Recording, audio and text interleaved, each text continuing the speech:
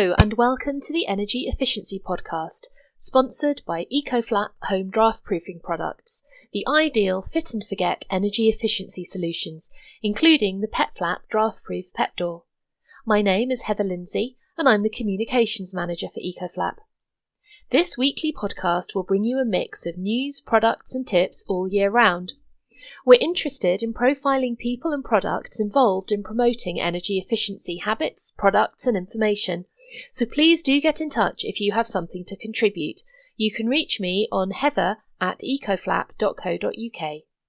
This week, how energy efficient is electric heating, insulation requirements for new builds, and energy efficiency in social housing. But before we get on with our advertised features, we looked recently at the role of carbon capture in helping the UK achieve Theresa May's net zero target. Carbon capture traps carbon as it's produced, preventing it entering the atmosphere. The carbon can then be used to create chemicals required by industries, including food and medicine. Last week, a division of the Indian-owned company Tata announced a new carbon capture project, the UK's biggest, through a plant in Cheshire. It expects to prevent 40,000 tonnes of carbon entering the atmosphere each year, the equivalent of removing about 20,000 cars, what type of cars, from the roads. The plans are backed by the British government, which is contributing about a quarter of the £16 million cost through a grant. An existing carbon capture trial at the Drax Power Plant in Yorkshire will receive a £5 million boost, aimed at keeping 16 million tonnes of carbon from the air by the mid-2020s. The government is helping to support 9 carbon capture projects and supporting the development of a net zero industrial cluster in the UK by 2040. The Tata project intends to use the removed carbon to create a high-grade liquid carbon dioxide used in creating baking soda.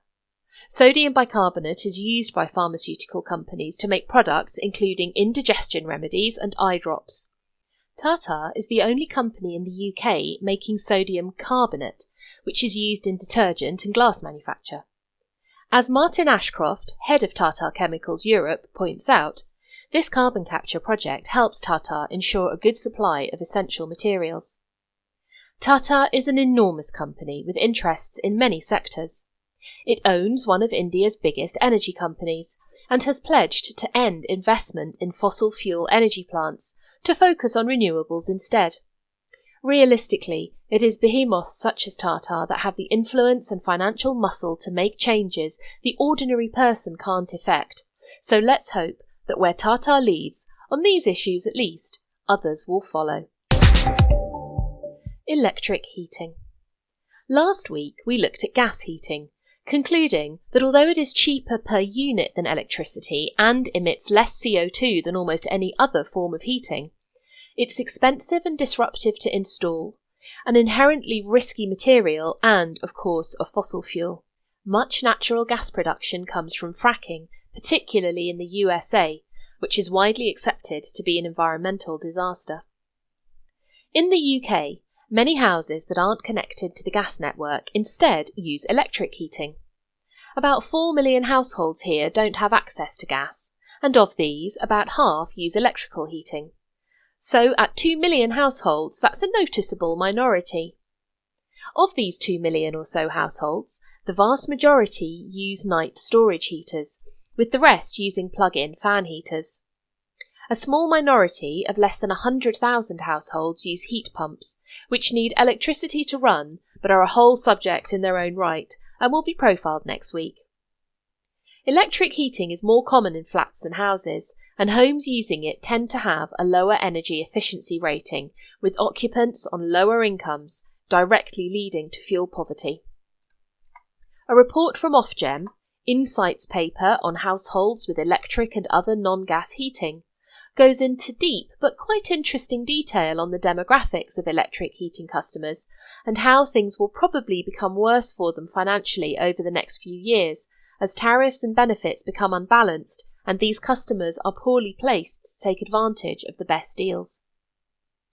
Electric heating is more expensive on a per unit basis than gas, but installation is much simpler as pipework isn't needed for a standard system with wall-mounted heaters.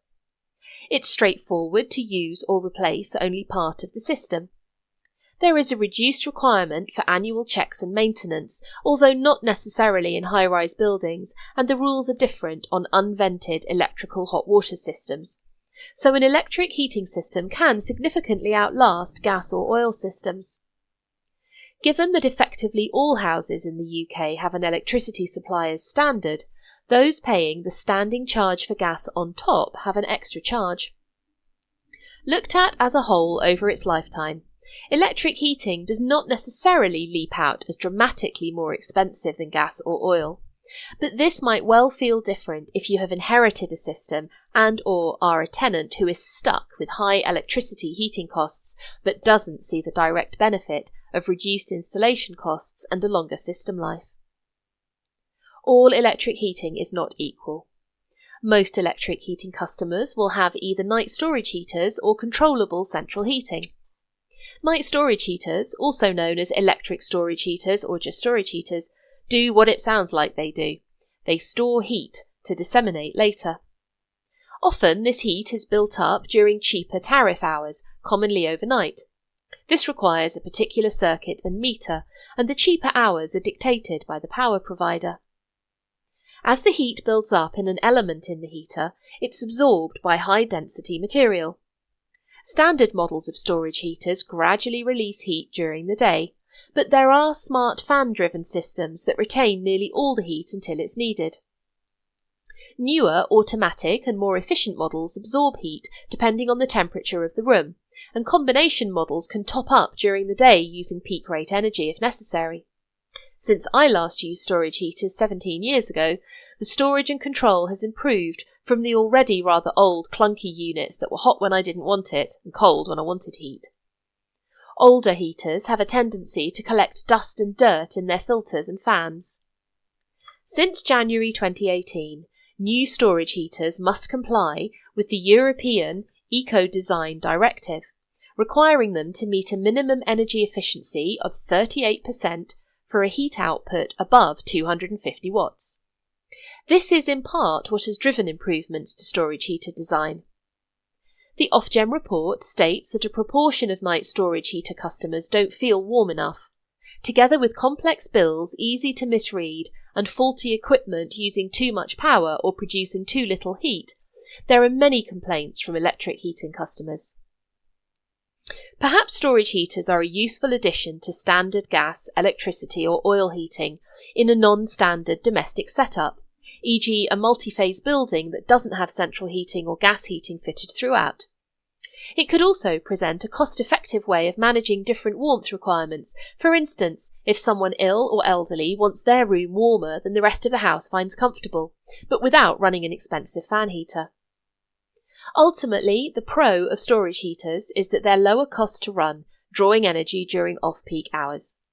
Basic models can still make a room uncomfortably warm, and it's easy for all the heat to be used up by the evening. Direct-acting electric heating systems offer another option, and work well in properly insulated homes that can be kept a comfortable temperature through far lower power radiators.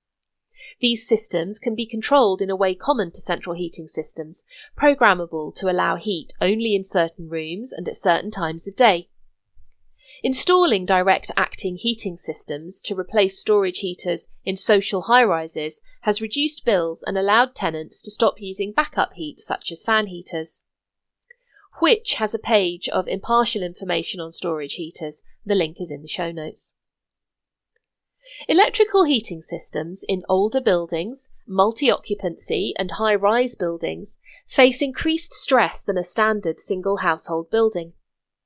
When electrical systems were fitted in buildings dating from, for instance, the 70s or 80s and back, there was less overall demand on the electrical system than there is now. Increased use of more power-hungry domestic appliances, together with widespread use of multiple tech devices in the average home, draw a great deal more electricity than would have been common in a house in the 1950s. Together with many older houses having poor insulation, an older building heated solely by electricity could become quite expensive to power.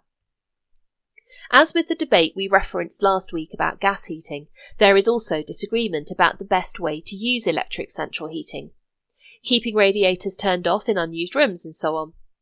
Clearly it's cheaper in simple energy bill terms not to heat a room that isn't used, but could potentially expensive damage be occurring to the fabric of the room?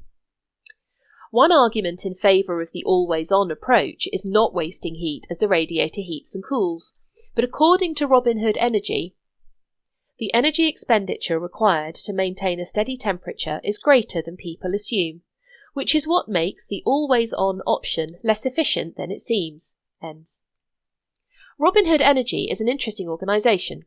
On its website, it describes itself as Robinhood Energy is the first not-for-profit energy company owned by a local authority. We were set up to tackle fuel poverty and to help give people a cheaper, more helpful alternative to the Big Six. Launched by Nottingham City Council, we're proud to be leading the way in trying to reduce fuel poverty for those who need help the most. Ends. Robinhood Energy advises keeping as close a control over temperature in different rooms as your system allows. Often this is achieved by using valves, manual, thermostatic or smart. Manual valves are simply turned through a range of numbers, like an oven dial. You stop when the valve is set to the temperature range you want for any given room. This controls how much water flows through, and you are in charge. Thermostatic radiator valves, or TRVs, are set to the temperature you want the room to be. The system senses the temperature and opens or shuts the flow of hot water through the radiator accordingly. This has the scope to go haywire if your radiator is positioned in a cold or warm spot in the room or is influenced by other factors. If you're considering fitting TRVs, I urge you to read up on them, as much is said both in favour and against. The website Boiler Guide Co UK has a page comparing different types of valves and lists out what to consider with TRVs. Lastly, smart radiator valves. These connect to Wi-Fi and let you control heating through an app.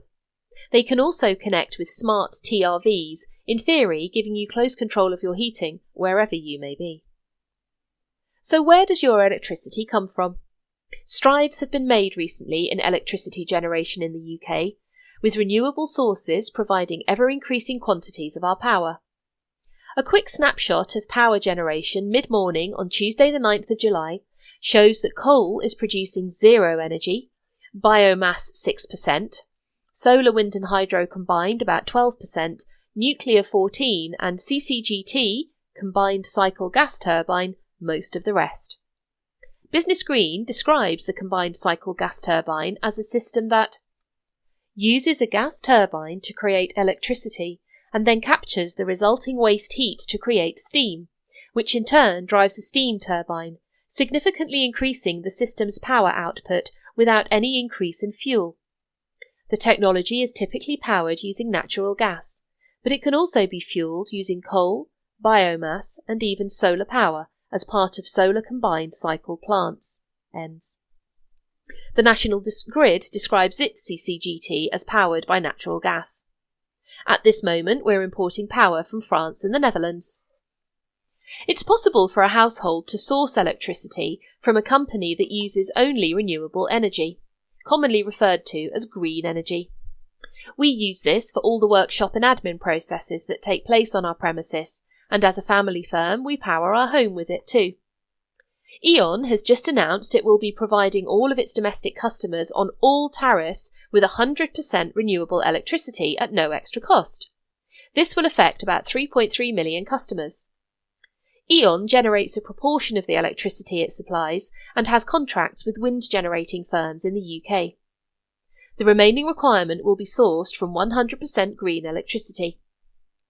This comes on the back of a survey of 4,000 plus electricity customers not currently on a renewable tariff. 61% said they would switch to green power if it was available at a reasonable cost.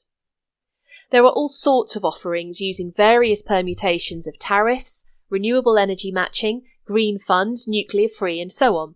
So if you're interested in using less fossil fuel and supporting renewables, read around carefully. There's certainly plenty of information available, but it really behoves you to read the small print. Listen to this cautionary note from the Energy Saving Trust.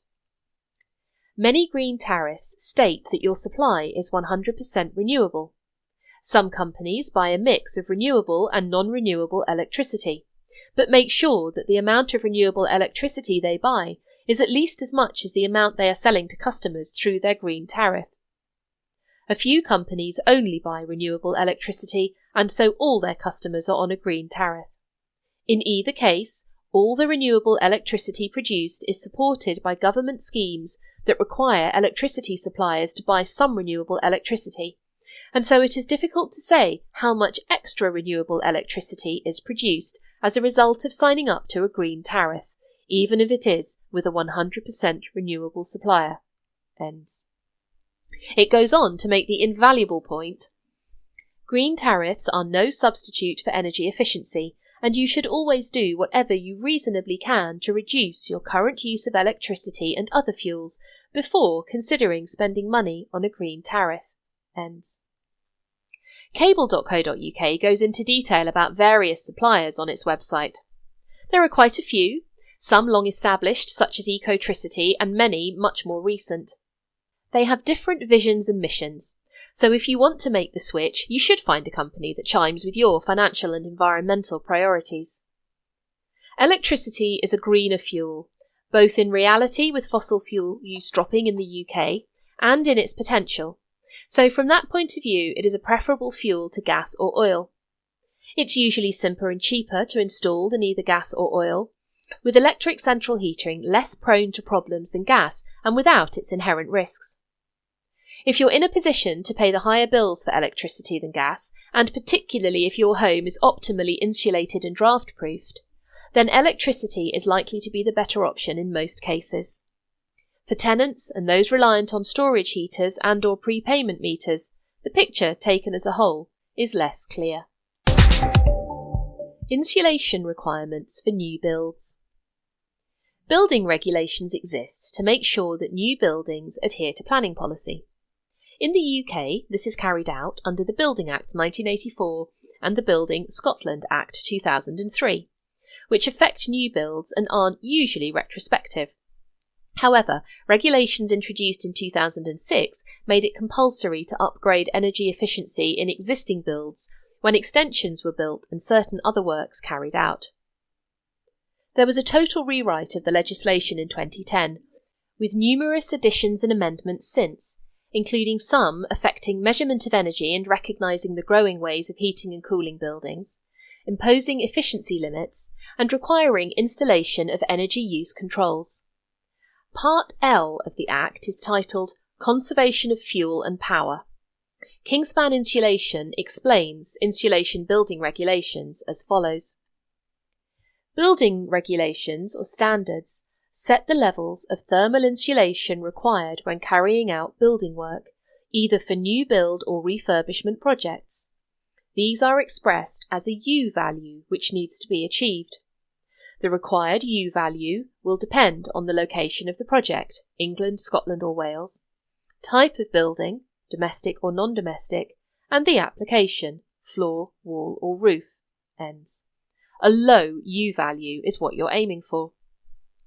Wikipedia adds, Part L controls the insulation values of building elements, the allowable areas of windows, doors and other openings, air permeability of the structure, the heating efficiency of boilers, and the insulation and controls for heating appliances and systems, together with hot water storage and lighting efficiency. It also sets out the requirements for SAP, Standard Assessment Procedure calculations, and carbon emission targets for dwellings. Ends. Building regs specify minimum U values or heat transfer coefficients for building fabric. Tightening up of building regs means most new buildings will now include insulation, but this is a recent development. In 2016, there was a proposal to implement a zero-carbon homes policy, first devised in 2007. The simple principle was that new builds wouldn't make a net release of CO2. This would have had clear benefits to the householder in reduced bills and to the environment with reduced emissions. First the proposals were watered down, then George Osborne scrapped them in the name of boosting house building. According to an article on the ITV website, new build homes use more than twice as much energy to heat as a zero-carbon home. That was such a wasted opportunity to make a real difference and begin our run-up to zero carbon that bit earlier. At the time the proposal was announced, Britain was the only country making such a commitment. The proposals covered generating power on site through renewable methods and implementing higher energy efficiency. Axing this proposal drew widespread criticism from many quarters, including some closely involved in planning and house building, who recognised what a step forward this would have been for the industry. So how well do new builds perform? Wikipedia describes UK insulation levels as low compared to the EU average. A study in 2004, admittedly a while ago now, claimed that 60% of new builds didn't meet minimum standards, and of course any regulation is only as good as its enforcement. In 2006, a study for the Energy Saving Trust revealed that building control officers often wouldn't bother enforcing the rules on energy efficiency, as it was considered low priority, but it would be nice to think that that figure would be far lower 13 years on.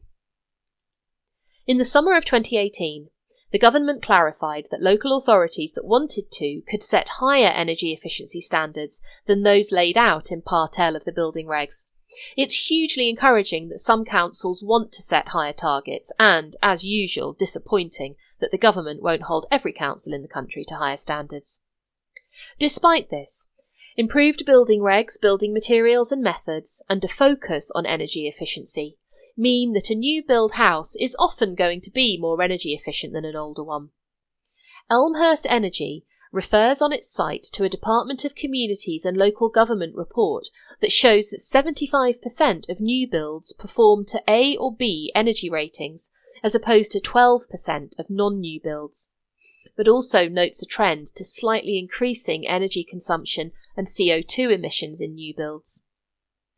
New Homes Co UK, an online resource supported by the House Builders Federation, just to give you a flavour of their agenda, has an interesting set of pictures and figures on their site comparing a new build to a renovated Victorian property. Obviously, these aren't the only comparisons to be made, and energy efficiency far from the only considerations of the quality and comfort of the environment, but it does seem to show much better energy efficiency in the new build. However, this is very much the rose-tinted view of the energy efficiency of new builds. The CCC's recent report, UK Housing Fit for the Future, highlights the gap between how energy efficient new builds are designed to be and how well they actually perform. Interestingly, it calls for an immediate enforcement of current building regs, suggesting things maybe haven't improved all that much since 2006. It doesn't take much searching online to find lots of stories of owners of new builds unhappy with many aspects of their new homes. There have been court cases, silencing orders, and much misery. There are numerous stories of poorly fitting doors and windows, cracks and even holes appearing in walls and ceilings. Imagine trying to keep a house in that state warm and dry. In some cases, inspectors have deemed new builds unfit for habitation. It's hard to see how, in the current climate, this sort of thing won't happen more often as the government drives through building vast quantities of houses. We won't name and shame here, but a quick search brings up frequent comments from people involved in the construction industry who are horrified at the poor quality of new builds. There is talk of creating a new build ombudsman, but surely drawing up tighter standards and enforcing them would improve matters for the owners of new builds. An interesting article on the website Mortgage Strategy covers just these issues, highlighting lack of competition within the housing industry doing nothing to drive up standards, and highlighting significant levels of unhappiness among new build owners with an inadequate complaints and redress system. An article in The Guardian in February this year discussed the problems with dry lining, which is responsible for chilly homes that are pricey to heat. Dry lining is the process of fitting ready-made plasterboard panels to walls instead of having them wet plastered in the traditional way. Dry lining speeds up plastering from a matter of weeks to days, and it's commonly used in countries that experience far colder winters than the UK. It is not in itself a problem. However, Thermal imaging has revealed how poorly plasterboard is often fitted, having a negative impact on airtightness. The Guardian article points the finger of blame at pressure on householders to build fast, so care and time aren't taken over fitting the plasterboard. Cold spots appear between the plasterboard and the masonry, reducing thermal efficiency. This doesn't happen in older buildings that had wet plaster applied, and is one case where modern new builds make energy efficiency promises over older houses that don't actually come to pass. In some cases, pre-1900 buildings can be more airtight than the 2006 building regulations call for now. In an effort to improve matters, some developers fill gaps with mastic or decorator's caulk, a filler that often sets fast and can be painted over, but it deteriorates and can be removed from skirting boards completely when carpet is fitted. In 2017, a research paper was released by Dr. Jenny Love and colleagues from the UCL Energy Institute, which chewed data from nearly 150,000 homes tested under the Air Tightness Testing and Measurement Association scheme, ATTMA. It came up with similar findings and made this comment. The result of meeting the target through temporary sealing, which fails after a short time, is that for most of a dwelling's lifetime, air permeability will be higher than the design value. Ends. Again, this raises the crux of the matter, that the maximum potential energy efficiency is nowhere near being achieved in most new builds due to shortcomings in construction. A spokesman from the ATTMA equated the amount of air leakage modern building regulations allow for to a hole the size of a 20p piece in every square metre of wall, which is nonsensical for any setting making a pretence to energy efficiency. A large part of the problem with enforcing the building regs, such as they are, is that regulations allow for sample testing. This literally tests a sample of homes, not every one, so problems are missed. The Guardian article suggests that airtightness testing is carried out by people not properly trained to do it. ATTMA considers that buildings have no incentive to spend the little extra required to build properly and to standards, as building regs are so minimal in this area and poorly enforced. The article describes several new build case studies where poor fitting has led to the house being cold, drafty and expensive to heat. In one case, a house profiled actually exceeded airtightness regs when it was built, according to the builder. Even if that was the case, why does these buildings' thermal performance deteriorate so fast? Clearly, we still have it all to do in this country to make any meaningful difference in energy efficiency in private housing developments. Energy efficiency in social housing. Social housing has traditionally been heated by electric storage heaters. Arguably, the benefit of these has been felt more by the provider than the tenant, who is left with a clunky and hard-to-control heat source that they have little scope to change. An article in Energy Manager magazine refers to the Decent Homes Standard and holds it responsible for social housing providers leading the way with energy efficiency. According to the article, poor housing is half as common in the social sector as in the private rented sector. The government has set high targets for the number of new social housing units required. The article quotes Martin Reed, MD of Elmhurst Energy, who we referred to earlier. Social housing and local authority delivered about 33,000 homes in 2016-17, and therefore an increase to 150,000 a year for 20 years to achieve the 3 million required is a massive increase, especially when you consider that the whole sector currently delivers approximately 280,000 homes.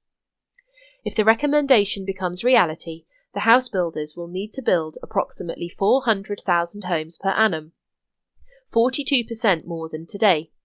What is important is that the mistakes of previous booms are not repeated. These new homes must be built to the highest standards of quality and energy efficiency to ensure that the future tenants don't become the fuel-poor statistics of the future. Ends. That's very interesting, given everything said just now about new builds' real energy performance. The Decent Homes Standard is described by Wikipedia as a technical standard for public housing introduced by the United Kingdom government. The four criteria for the housing are that it be free from any hazard that poses a serious threat to your health or safety, be in a reasonable state of repair, have reasonably modern facilities, have efficient heating and insulation. A couple of years ago, the government announced the Clean Growth Strategy as part of its efforts to meet its own targets set out in the 2008 Climate Change Act. Part of this is a target to get all housing up to Energy Performance Certificate EPC Band C by 2030. The government expects this to be achieved in part by increased uptake of renewable technologies, but also replacing dirtier fossil fuels with cleaner ones. Broadly, the Clean Growth Strategy has been positively received. Social housing has made improvements in energy efficiency and considered among the most energy-efficient housing in the UK, but there's massive scope to do more. Of course, this is constrained by the limit social housing providers can place on rents, but long-term budgets exist for upgrading properties. Social housing providers have long recognised that tenants not struggling to pay fuel bills are better able to keep up with the rent, so the economic case for energy efficiency is made. Grants and programmes exist to support social housing improvement, especially to improve the worst performing stock. Although feed-in tariffs have been hit recently, incentive schemes have prompted providers to install solar panels. At scale, this is still worth it. Long-term, housing will need to hit better than Band C for energy efficiency. Social housing providers could get ahead by improving to better than Band C from the off, especially given that they will likely own their housing stock for many years to come. Aiming for zero carbon is a lot to ask, but makes a great deal of sense. One way to achieve this is through Energy Sprong. I'll say that again because it's fun. Energy Sprong. Energy Sprong is a combined funding and building model that describes itself thus. Part of the innovation is how the works are funded. The household pays an energy plan, and the landlord receives an ongoing income to fund similar works to more homes. The resident has a much more comfortable home and a flat rate cost for energy, which will not rise significantly when energy bills rise. Ends. Crucially, it guarantees that the work will perform as advertised, something the regular UK construction industry is signally failing to do just now. Work takes place in just a matter of days and has been put into practice in the British social housing sector. The work comes with a 30-year warranty. Energy Sprong works in many countries, including the Netherlands, where it has been particularly successful, the USA, France and Germany. A number of projects have taken place in the UK, including retrofitting 10 homes in Nottingham as a pilot. The homes were wrapped in a prefabricated wall with solar panels on top. This is part of a wider approach by Nottingham Council to improve energy efficiency in its properties across the city. London, Essex and Devon all have plans for Energy Sprong works. In Scotland, social housing providers must abide by the Scottish Government's Energy Efficiency Standard for social housing, EESH, meeting its standards by 2020. Using the energy efficiency hierarchy method, providers look at the right solution for a house or flat by first assessing the property for fitting cavity, internal or external insulation to reduce energy needs, fitting new energy-efficient heating systems to use energy more efficiently, and lastly, fitting renewable energy technologies such as PV panels. In Norwich, a development of 105 passive house homes has been built, one of the largest energy-efficient schemes underway in the UK. Looking overseas, a report on the Science Direct website highlights great potential to improve energy efficiency in social housing in emerging countries such as Brazil. Emerging countries have a high energy demand, and energy efficiency in social housing would help to reduce their overall energy demand. In Denmark, the Frederikshavn Housing Association in northern Denmark is refurbishing nearly 300 homes to a high energy efficiency standard, as well as investing in renewable technologies integrated into the building. Their target is a 30% energy saving, achieved through improving the building envelope, using less energy-hungry lighting systems, fitting HVAC and upgrading windows, and providing tenants with smart energy monitoring systems.